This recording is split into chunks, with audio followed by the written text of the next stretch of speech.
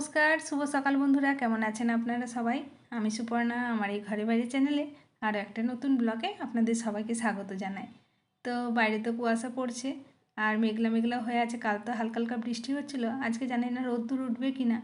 তো যাই হোক, রান্নাঘরে চলে আসলাম মেয়ের লাঞ্চ বক্স রেডি করার জন্য। ঘড়িতে তো এখন হয়ে গেছে 6টা 15। ধীরে ধীরে তো সময় হয়ে যাচ্ছে।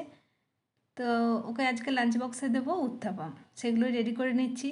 আরও সাউথ ইন্ডিয়ান ডিশ তো খুবই ভালো লাগে। আর সাউথ ইন্ডিয়ান ডিশ হলো একটা চটজলদি রেসিপি। আগে থেকে ব্যাটারটা রেডি করা থাকে, সকালবেলা শুধু ঝটপট করে বানিয়ে নিলেই হয়ে যায়। তো এই উত্তাপামগুলো আজকে ওকে গ্রিন চাটনির সাথে দেবো। চাটনিটাও বানানো হয়ে গেছে।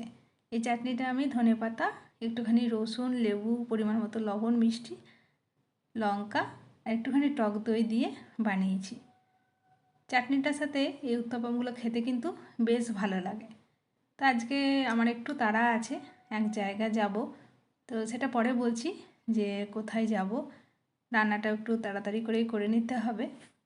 একদিকে এই যে টিফিনগুলো বানালাম, অন্যদিকে আবার রান্নাটাও আমি বসিয়ে দিয়েছি। কারণ যেদিন তাড়াহুড়ো থাকে সেদিন তো একটু তাড়াতাড়ি করে কাজগুলো করে নিতে হয়। তো এই যে এইদিকে বাঁধাকপির তরকারিটা বসিয়েছিলাম, তো সেটাও হয়ে গেছে। আর ভাতটা বসিয়ে দিয়েছি।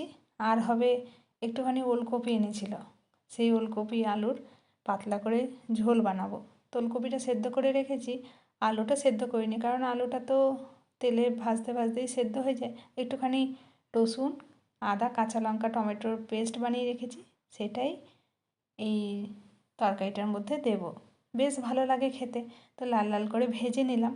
আর ওলকপি আমি একদমই পছন্দ করতাম না, একদমই ওলকপি আমার খেতে ভালো লাগতো না।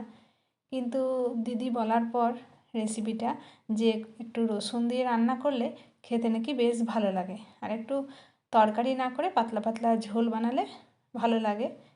প্রত্যেক দিন তো ডাল খেতে ভালোও লাগে না, আর আমার ডালটা ঠিক পছন্দও হয় না। এরকম পাতলা পাতলা ঝোল হলে আমার বেশ ভালো লাগে ভাতটা খেতে। তো যেদিন থেকে দিদি শিখিয়েছে সেদিন থেকে কিন্তু আমার এই ওলকপিটা বেশ পছন্দের জিনিস হয়ে গেছে। তো রান্না তো প্রায় হয়ে গেল, এটা শুধুমাত্র ফুটে উঠলেই নামিয়ে নেব। আজকে লাঞ্চের মেনুতে তো এটাই আছে, শুধু বাঁধাকপির তরকারি আর ওলকপির এই পাতলা ঝোল, সাথে তো গ্রিন চাটনি আছেই। অনেকক্ষণ পর আবার আপনাদের সাথে আমার কথা হচ্ছে। বাড়ির সমস্ত কাজ সেরে বেরিয়ে পড়েছি, চলে এসেছি শেওড়াফুলি স্টেশনে। আর এই শেওড়াফুলি আসলে আমার বেশ ভালো লাগে। চারিদিকে শুধুই বাজার, সবজি, ফল, ফুল, সব টাটকা টাটকা জিনিস। কী যে ভালো লাগে দেখতে, মনে হয় যেন সব কিনে নিয়ে বাড়ি যায়। আমি তো এই বাজার দেখতে দেখতে সাথে এই ফোনে ভিডিও করতে করতে আসছি। আমি আর খেয়াল করিনি কর্তামশাই কোন দিকে গেল। হঠাৎ সামনের দিকে চোখ পড়তে দেখি কর্তামশাই নেই। এ কী হলো, আমি হারিয়ে গেলাম, ও কোথায় ছেড়ে চলে গেল আমাকে। এদিক ওদিক খোঁজাখুঁজি করছি, হঠাৎ দেখি সামনে দিয়ে আসছে। অ্যাকচুয়ালি ও বলল কচুরি খাবো। তো কচুরির দোকানে ও অর্ডার দিয়েছে। ও ভেবেছে হয়তো আমি দোকানটা চিনি, কিন্তু আমি যে দোকানটা চিনি না সেটা ও আর দেখেনি। ও দোকানে আসার পর দেখেছে যে আমি পিছনে নেই, তখন আবার আমাকে খুঁজতে গেছে। যাই হোক, দুজনে মিলে কচুরি টচুরি খেয়ে এখন হাঁটা লাগিয়েছি আমাদের গন্তব্যে। তো আমরা আজকে এসেছি দিশা আই হসপিটালে আমার চোখ দেখানোর জন্য। কারণ চশমাটা অনেক দিন হলো ভেঙে গেছিলো, চশমাটা তো ঠিক করতে হতো।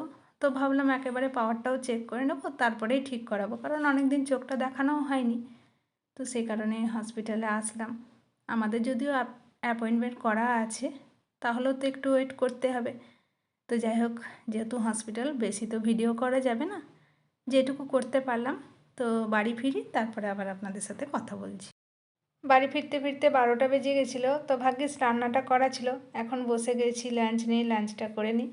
গুড ইভিনিং বন্ধুরা। সন্ধে টন্ধে দিয়ে এই যে সুইটকর্ন মাখা চলছে। আগের দিন খেয়ে মেয়ের বেশ ভালো লেগেছে, সে কারণে আজকে বললো মা ওইরকম করেই মাখো। তো একটুখানি মাখালাম। সুইটকর্ন সত্যি সুইট, কি যে ভালো লাগে আমার, কি বলবো।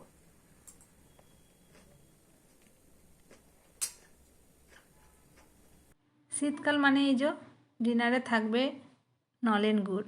তো নলেন গুড়, ডাল, সাথে রুটি।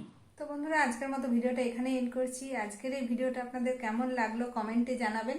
ভালো লেগে থাকলে একটা লাইক করবেন, আর আমার নতুন বন্ধুরা চ্যানেলটাকে সাবস্ক্রাইব করে দিয়ে আমার পাশে থাকবেন। আবারও খুব শীঘ্রই ফিরে আসবো নতুন একটা ব্লগ নিয়ে। আপনারা সবাই সুস্থ থাকুন, ভালো থাকুন, সাবধানে থাকুন। দেখা হবে খুব শীঘ্রই পরের একটা ব্লগে। Bye, good night.